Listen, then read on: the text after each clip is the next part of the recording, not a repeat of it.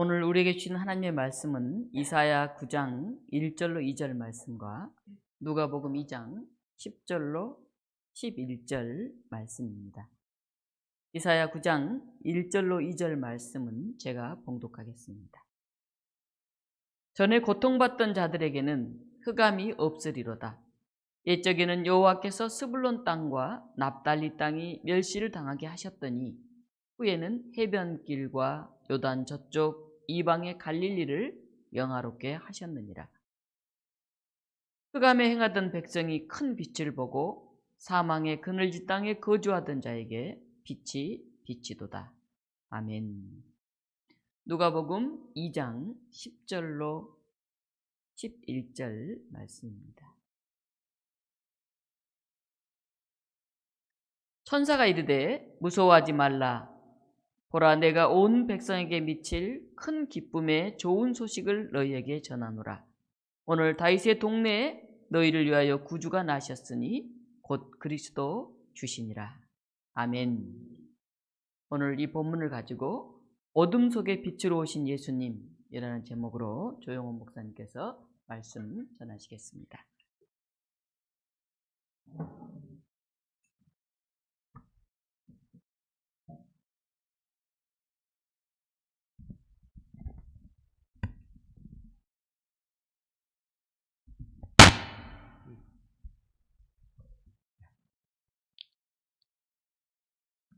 네, 이번 주는 대림절 넷째 주일입니다. 그리고 제가 독립문 교회에서 하는 마지막 고별 설교 날이기도 합니다.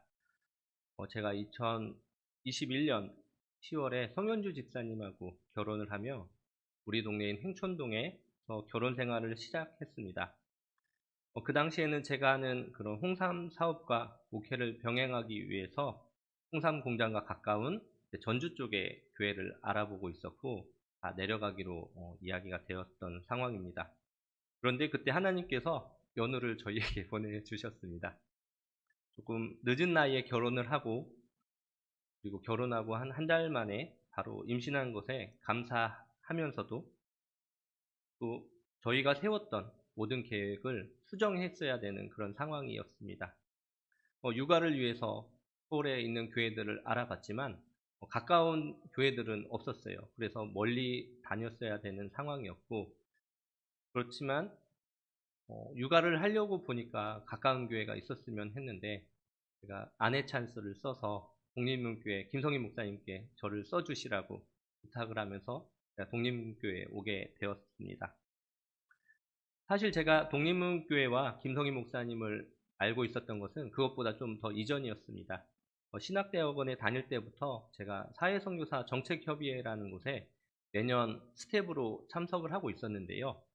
그때 2019년인가요? 그때 김성희 목사님께서 독립문교회와 살림의 집으로 그 동네에서 활동하시는 내역을 가지고 발표를 해주셨던 적이 있었습니다. 그때 제가 목사님 PPT를 넘겨드렸었어요. 제가 마을 목회에 관심이 많았었는데 김성희 목사님께서 발제를 하시는 그런 내용을 보면서 아, 이런 교회도 있구나. 작은 교회가 이렇게 많은 일들을 할 수도 있구나. 참 알고 싶고 관심도 있었고 그런 생각들을 했었습니다. 한번 배우고 싶다. 다니고 싶다 이런 생각을 했었는데요. 그런데 연애를 시작한 사람이 알고 보니까 독립문교회 청년이었어요. 그러다가 독립문교회에서 일을 하게 된 것이죠. 이런 게 참 신기하다. 이게 참 인연이라는 걸까라는 생각을 하게 됩니다. 하나님의 그런 예비하심과 인도하심이 참 놀랍다는 생각을 독립문교회에 오면서 많이 들었던 것 같습니다. 제가 독립문교회에서 사역을 한 지가 이제 3년이 됐습니다. 예수님께서 인류를 위해서 공생의 활동을 3년을 하셨던 것처럼 저도 독립문교회에서 3년을 하게 되었습니다. 제가 목회자의 길을 걷게 되면서 예수님의 제자를 자처하며 그분의 길을 따르고 싶고 또 닮고 싶고 그렇게 살고자 이 길을 걸으며 나름 치열하게 살아가려고 노력 중에 있는데요. 그렇지만 제가 과연 독립문교회에서 우리 교우님들에게 얼마나 관심을 가지고 마음을 나눴을까, 얼마나 하나님의 예수님의 사랑을 표현하고 행했을까, 또 봉사하고 헌신했을까 생각을 해보니까 조금 아쉬운 마음이 드는 것도 사실입니다. 조금 더 잘할 걸, 좀 더 노력하고 해볼 걸, 뭐 이런 아쉬운 마음이 올라오는 것 같습니다. 이런 마음들이 드는 것은 제가 독립문교에서 제가 참 행복한 목회와 생활을 했기 때문일 것이라고 생각이 듭니다. 이런 마음들이 교회를 섬기는 동시에 또 마을의 3명의 그런 활동가로도 활동할 수 있었고, 또 사회 참여도 하고 여러 활동들도 할 수 있었습니다. 무엇보다도 딸 연우가 이곳에서 태어나 교회의 사랑 안에서 잘 성장할 수 있었습니다. 성현주 집사님이 주말에도 가끔 바쁠 때가 있었어요. 그러면은 제가 연우를 교회에 데리고 와서 보기도 했습니다. 그러면 교회 일을 거의 못하죠. 못하고 애기 보고 있어도 목사님께서 참 지지해 주시고 응원해 주시고, 그래서 참 그런 생각이 들더라고요. 어느 교회 가면 이렇게 목회를 할 수 있을까? 그래서 참 감사하다는 생각이 좀 들었던 것 같습니다. 지금은 이제 조금 커서 걷기도 하고 말도 잘하지만, 정말 갓난아기 때는 옆에 누워놓고 있어도 막 기어다니고 그러면 어쩔 수가 없잖아요. 계속 옆에 봐야 되기 때문에 좀 그랬던 기억들도 나는 것 같습니다.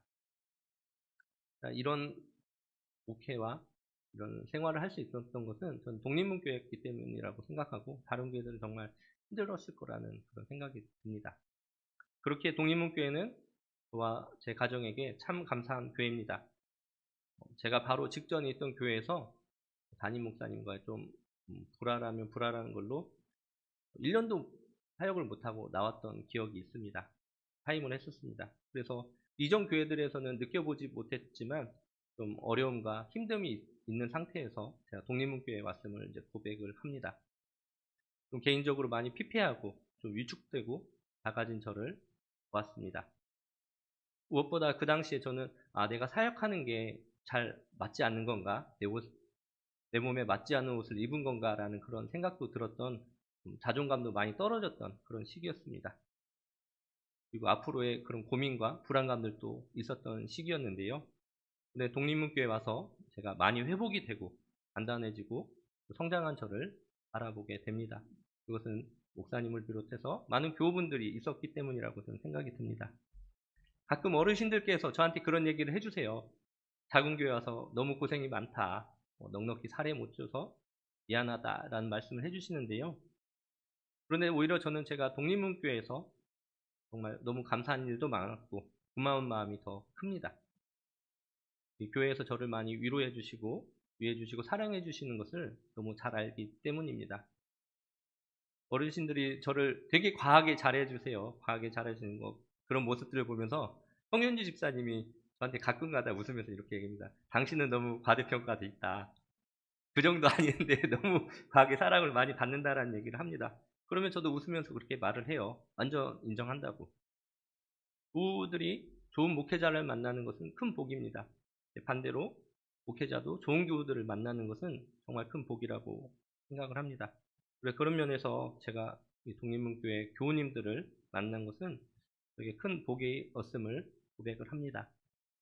2주 전에 김성희 목사님께서 제가 사임하게 된 그런 광고를 해주셨어요. 그래서 어떤 이유가 있어서 내려가게 되고에 대해서도 잘 설명을 해주셨는데요.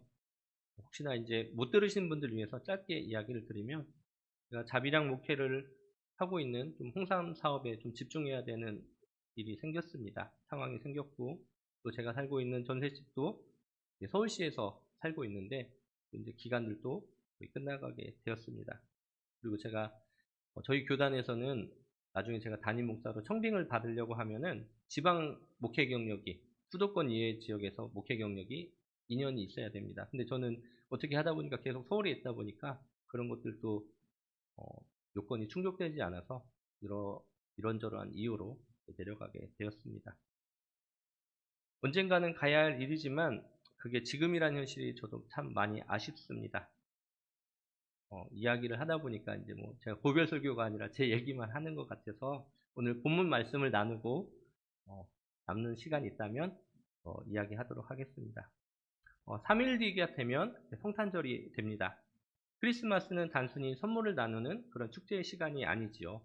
크리스마스는 우리에게 하나님께서 주신 가장 큰 선물이신 평화의 왕으로 오신 예수님의 탄생을 기억하는 날입니다. 그렇지만 오늘 우리가 맞이하는 2024년의 12월은 축제와 기쁨만으로 가득 차 있는 것 같지는 않습니다. 12월 3일에 있었던 대통령의 비상계엄이라는 극단적인 결정은 사회에 큰 혼란을 가져왔죠. 다행히 의식 있는 대한민국의 국민들이 적극적으로 나서서 파국으로는 치닫지 않고 무산되었지만 여전히 정치적 혼란은 계속되고 있고 많은 이들이 그런 사회적 불안 속에 두려움을 떨고 있습니다. 12월과 1월 달에 보통 연말 특수나 이런 것들로 경기가 막 호황이 돼야 되는데 이번 일로 예상되는 피해 추산이 800조다, 900조다 이런 얘기가 나올 정도로 소상공인들한테도 되게 힘든 12월이 돼가고 있는 것 같습니다. 저는 이 어두운 시국 속에서 2000년 전 예수님께서 태어나셨던 당시의 상황을 떠올리게 됩니다. 당시 유대 땅 역시 로마 제국의 무단 통치로 인해 깊은 불안과 호각 속에 있었습니다. 그러나 하나님은 그 어둠의 시대 속에서 아기 예수님을 통해서 빛을 보내셨습니다. 오늘 우리는 이 두 시대를 비교하여 예수님의 탄생이 지금의 우리에게 어떤 소망과 위로를 주는지 깊이 묵상하고자 합니다. 다들 아시다시피 2000년 전 유대 땅은 로마 제국의 식민지였습니다. 로마는 정치적인 그리고 군사적인 힘을 통해서 유대를 강하게 억압하고 또 막대한 세금을 부과하고 민중의 삶을 착취했습니다. 당시 권력자였던 헤롯 왕은 로마에 충성하며 자신의 권력을 유지하기 위해서 온갖 수단을 다했습니다. 헤롯은 자신의 자리를 위협할 그 어떤 존재도 용납하지 않았습니다. 마태복음 2장에서 우리는 헤롯 왕이 동방박사들로부터 유대인의 왕으로 나신 이에 대한 소식을 듣고 두려움에 사로잡혔던 장면을 기억할 수 있습니다. 그는 그 두려움이 커져서 결국에 베들레헴에 있던 아기들을 다 죽이는 영아 학살을 벌이기도 했습니다. 그 시대는 공포와 억압, 불의가 가득했던 시대였습니다. 그렇기에 유대인들은 메시아, 즉 구원자를 간절히 기다리며 어둠 속에서 빛을 갈망했던 것입니다. 이때 하나님은 이런 어두운 상황 속에서 자신의 구원 계획을 멈추지 않으셨습니다. 하나님의 구원 계획은 당시 사람들의 바람과는 다른 방식으로 일어났습니다. 하나님께서는 권력의 중심지였던 예루살렘이 아닌 작은 마을 베들레헴을 선택하셨고 왕궁이 아닌 초라한 말구유에서 메시아를 탄생시키셨습니다. 이는 하나님의 나라가 세상의 권력과 다르다는 것을 보여주는 강력한 메시지일 것입니다. 하나님은 세상의 화려함이나 강압적인 힘이 아닌 겸손과 사랑의 방식으로 구원을 이루시기를 원하셨습니다. 오늘날 대한민국의 상황을 돌아보겠습니다. 지금 우리는 정치적인 혼란과 권력의 남용, 그리고 사회적 갈등 속에서 살아가고 있습니다. 12월 3일의 계엄령 선포 소식은 국민들에게 깊은 불안과 공포를 안겨주었습니다. 많은 사람들은 자유와 정의가 무너지고 민주주의의 기본 원칙이 위협받는 것을 목격하며 두려움 속에 있습니다. 특히 저같이 계엄령을 겪어보지 못했던 세대와 그것을 겪어보셨던 연배에 있는 분들은 그게 와닿는 게 정말 체감이 다를 거라고 생각이 듭니다. 이러한 상황에서 우리는 마치 로마 제국의 폭압 속에 신음하던 유대 백성들과 같은 처지에 놓여 있는 것처럼 느껴지기도 합니다. 왜냐하면 2000년 전 하나님께서는 가장 어두운 시간 속에 빛을 보내주셨기 때문입니다. 누가복음 2장 10절에서 11절을 한 목소리로 읽어보겠습니다. 천사가 이르되 무서워하지 말라. 보라, 내가 온 백성에게 미칠 큰 기쁨의 좋은 소식을 너희에게 전하노라. 오늘 다윗의 동네에 너희를 위하여 구주가 나셨으니 곧 그리스도 주시니라. 예수님의 탄생은 단순히 그냥 역사적인 사건이 아닙니다. 그것은 어둠 속에서도 하나님의 계획이 여전히 진행 중임을 보여주는 강력한 증거입니다. 이사야 선지자는 이렇게 말했습니다. 이사야서 9장 1절과 2절을 제가 읽어드리겠습니다. 전에 고통받던 자들에게는 흑암이 없으리로다. 옛적에는 여호와께서 스불론 땅과 납달리 땅에 멸시를 당하게 하셨으니 후에는 해변길과 요단 저쪽 이방의 갈릴리를 영화롭게 하셨느니라. 흑암에 행하였던 백성이 큰 빛을 보고 사망의 그늘진 땅에 거주하던 자에게 빛이 비치도다. 이사야서는 이 땅에 오실 메시아에 관한 그런 예수를 예언하는 내용을 담고 있습니다. 이때 앞뒤 문맥을 보게 되면 흑암에 행하던 백성은 갈릴리 지역에 거주하는 백성들을 가리키고 있고요. 또 사망의 그늘질 땅에 거하던 자와 평행을 이루고 있습니다. 흑암은 슬픔 혹은 재난으로 바꿔 말할 수 있고, 더 넓게는 죄와 그로 말미암은 총체적인 불행을 비유한다고 할 수 있습니다. 큰 빛은 세상의 빛이요 또 참된 빛이며 의의 태양이신 예수 그리스도를 암시하고 있습니다. 이사야서에 나오는 스불론과 납달리 지역은 신약에서 갈릴리 호수 서편 지역을 말하고 있는데요. 이것이 바로 예수님이 자라시고 활동했던 갈릴리 지역을 말합니다. 즉 흑암에 행하던 백성이 큰 빛을 본다는 선지자의 예언은 신약에 이르러서 예수님의 탄생으로 완전하게 된 것입니다. 완전하게 이루어진 것이죠. 오랜 고통 속에서 메시아를 기다리던 이들에게 하나님은 그들을 외면하지 아니하시고 그의 아들이신 예수님을 보내주셨습니다. 그렇게 우리 역시 오늘 우리가 겪고 있는 현실이 아무리 암울해 보일지라도 하나님의 빛은 여전히 우리를 비추고 있다는 것을 잊지 말아야 할 것입니다. 천사가 목자들에게 나타났을 때 가장 처음 했던 말이 무엇이냐면 무서워하지 말라라는 말이었습니다. 왜 그들이 두려워하지 않아도 되었을까요? 그것은 하나님께서 이미 구원의 계획을 완성하기 위해 아기 예수님을 보내주셨기 때문입니다. 천사는 이어서 이렇게 선포를 합니다. 오늘 다윗의 동네에 너희를 위하여 구주가 나셨으니 곧 그리스도 주시니라. 이 선언은 단지 과거의 사건이 아니라 지금 이 순간에도 우리에게 선포되는 말씀임을 기억해 주시길 바랍니다.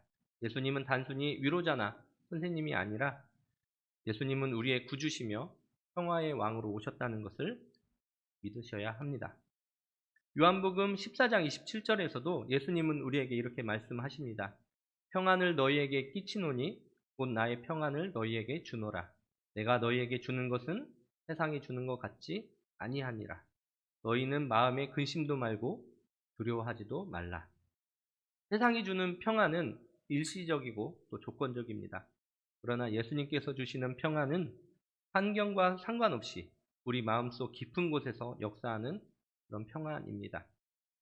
오늘날 우리는 세상의 권력이나 제도가 주는 평안이 아닌 예수님이 주시는 평화를 붙들어야 합니다.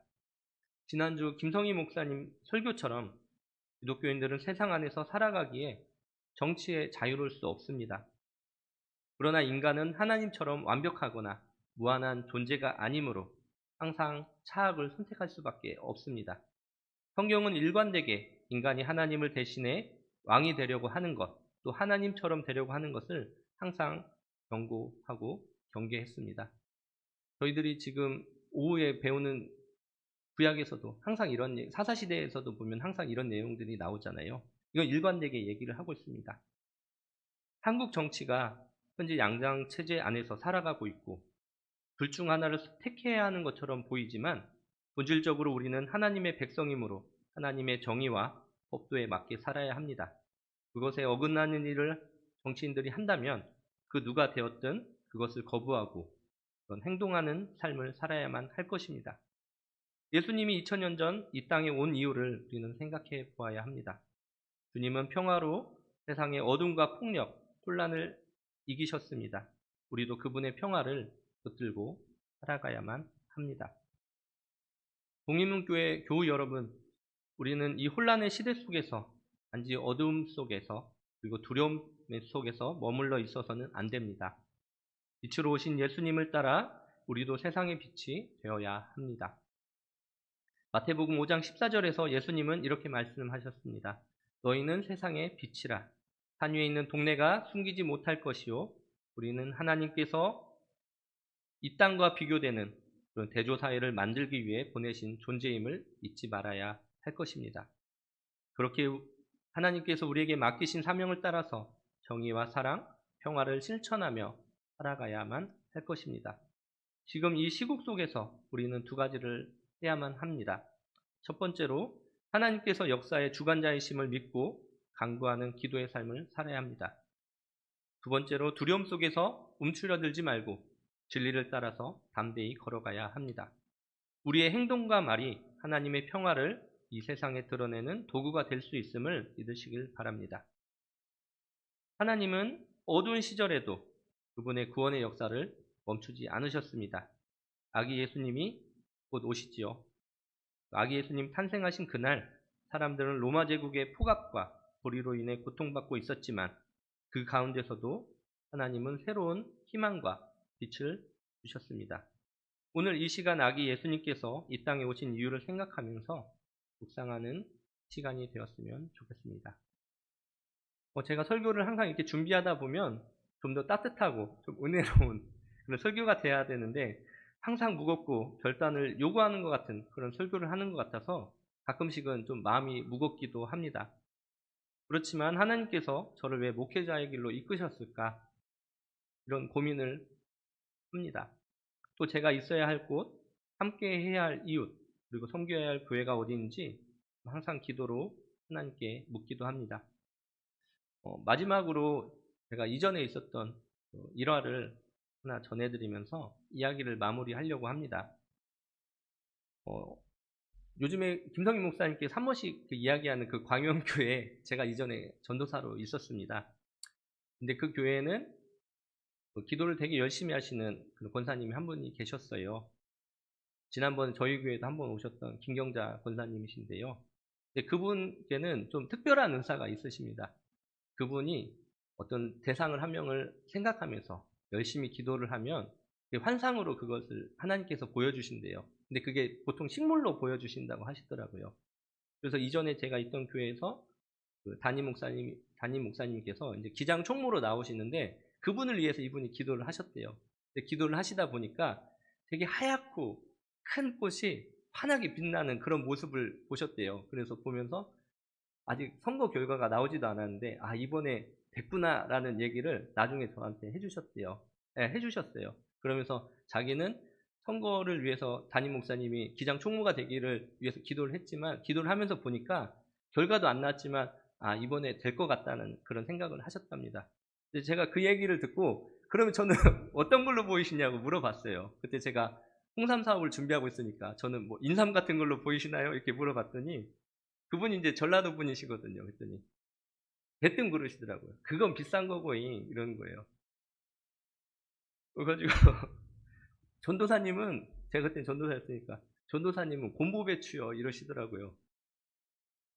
곰보배추가 저는 이제 몰랐는데 그러면서 이 얘기 하시더라고요. 전도사님은 어렵고 가난한 사람들 위해서 일할 거예요. 근데 이게 참 놀라운 게 제가 광역교회 있을 때는 지금처럼 이렇게 대놓고 활동을 하진 않았어요. 왜냐면 교회 분위기도 되게 좀 보수적이고 목사님도 그런 거 안 좋아하셔가지고 담임 목사님도 안 좋아하셔서 몰래 다녔거든요. 근데 이분이 기도를 하시면서 그런 얘기를 저한테 해주시는 거예요. 저는 이제 흠칫 놀랐습니다. 그래서 이제 제가 공부 배추를 찾아보니까 인터넷 찾아보니까 우리나라 남부 지역에 주로 논밭에서 자라는 잡초로 잎이 배추보다 작고 곰보처럼 못생겼다고 해서 곰보배추라고 한대요. 근데 보통 잡초랍니다. 근데 예로부터 우리 선조들이 이것을 만병통치약으로 사용했대요. 뭐 감기나 이관지염, 천식, 지혈 효과, 치통에 좋다고 합니다. 그러니까 돈 없는 사람들이 사용했던 그런 약이라고 합니다. 놀랍죠? 그래서 저는 그 권사님이 해주신 곰보배추 이야기를 아직까지는 제 마음 깊이 새기고 살아가고 있습니다. 이후로 제가 어떻게 변할지는 모르지만 아직까지는 제 마음속에 1순위로 생각을 하고 있고요. 그러면서 제가 독립문교에서 어떻게 사역을 했는지 돌아보았습니다. 함께 예배드리는 저희 교우님들 잘 아시겠지만 제가 일반적인 교회 다른 목사님들과 달리 외부 활동도 많이 하고 그랬던 걸 잘 아실 겁니다. 사회 참여나 이런 활동들에 적극적으로 활동했죠. 아마 다른 교회에서라면 그게 어떻게 목회냐라고 이런 이야기들도 하실 수도 있을 것 같아요. 지적받는 일일 수도 있습니다. 그렇지만 저는 하나님께서 저를 불러주신 이유를 묵상하면서 저의 길을 걸어가고자 합니다.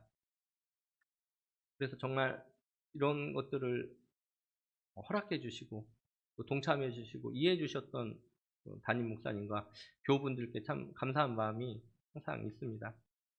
이게 적절한 표현인 것 같지는 않지만 어떤 모습이 성공한 목회자의 모습일까요?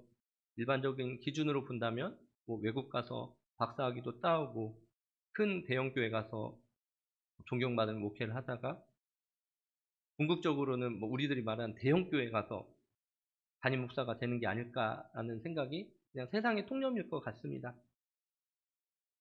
왜 앞날이 불확실하고 걱정이 되고 또 이 길이 갖는 게 맞는가 싶으면서도 저는 아직까지는 그런 생각을 한 번도 해본 적은 없습니다. 그런 꿈을 꾸어본 적도 없습니다.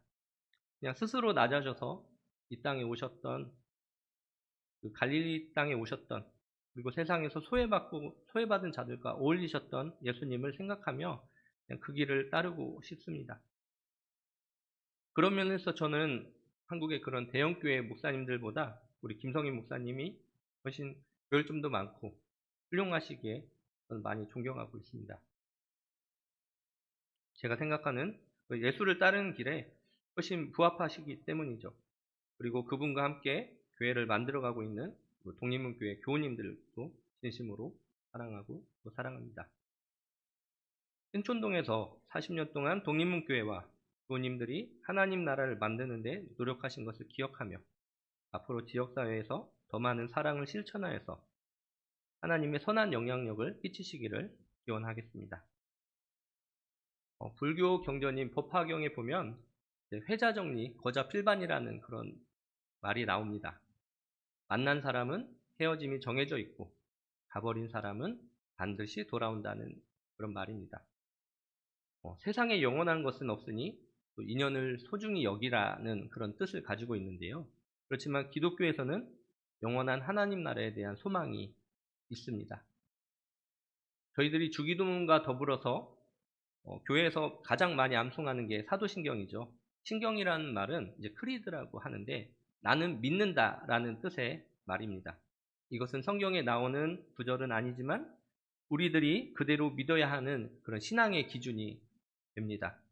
이 사도신경에는 성도의 교제라는 표현이 나오죠. 라틴어로 코무니오 상투룸이라고 하는데요. 초대 교회에서는 온 교회 성도들의 그런 상통, 그 교제를 의미했습니다. 초대교회에서는 같이 있는 이런 교인들의 교제를 말하는 것이었는데요. 이후에 이것의 의미가 확장되어서 살아있는 신자들과 죽은 신자들 간의 영적 결합에까지 그런 의미로 확장이 됩니다. 즉 지상과 천국 그리고 카톨릭에서 말하는 연옥 등에 있는 모든 성도의 공로와 기도가 서로 통한다는 뜻입니다. 저는 이제 독립문교회를 떠납니다. 그렇지만 하나님 안에서 우리가 영원토록 연결되고 하나됨을 고백합니다.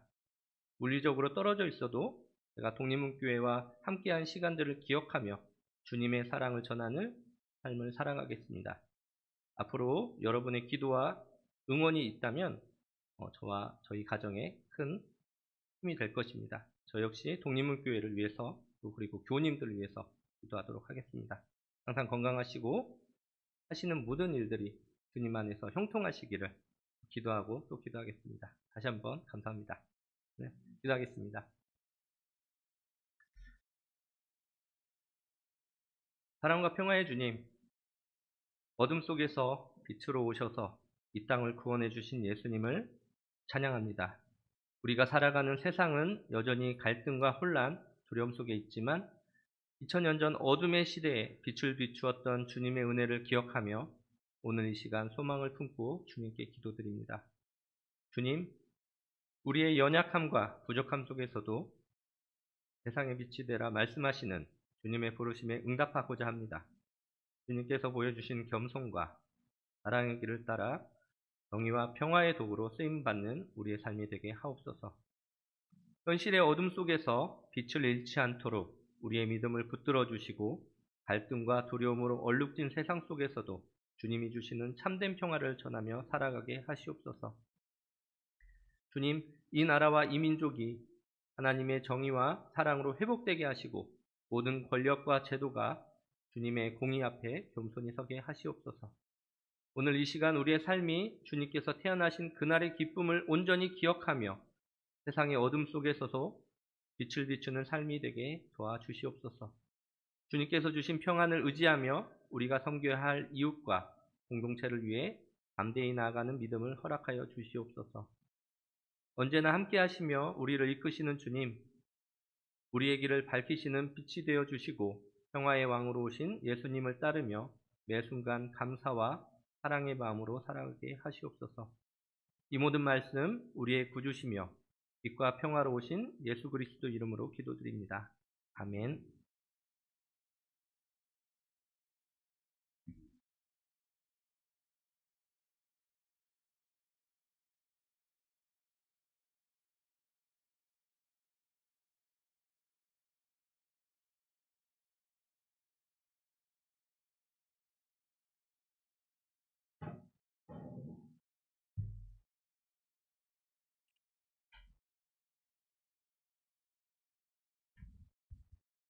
찬송가 116장 부르시면서 준비하시